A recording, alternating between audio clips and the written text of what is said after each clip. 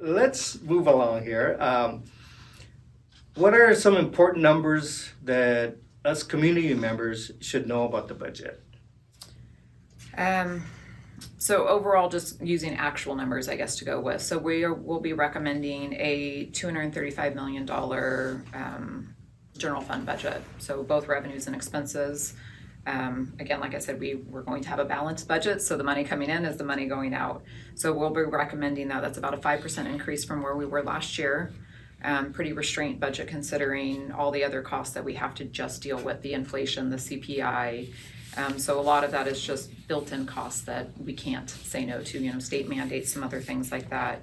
Also want to be cautious within those revenue projections like we talked about because of the uncertainty that we're facing, and also interest levels are very high. Well, that actually is a benefit in some cases for the city where we're seeing more interest income there. So being conservative, being restrained within that on our budget numbers for that. For Measure O specifically, that's pretty stable. We bring in about $21 million in revenue on Measure O. That's the one I talked about that will sunset in 2029. We use that to fund a lot of various projects that the community has asked for. A lot of what our capital improvement program, meaning improvements, physical improvements in the city, that's been a major funding source. We're projecting just over $22 million in expenses there. So more expenses than revenue there, but that's because we're planning for that sunset. We call it the weaning process. So we actually have a fund balance been built up there on purpose within that.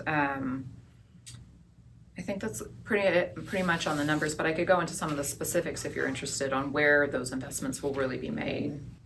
So obviously, as you mentioned, it doesn't sunset till 2029. That may seem like a long time from now, but it's not. It's right around the corner. And that's a lot. I mean, 20 million in a $235 million budget, you got 20 million. It's a lot of money. It's a lot of services. That funds an entire department, more than an entire department for most cases in the city.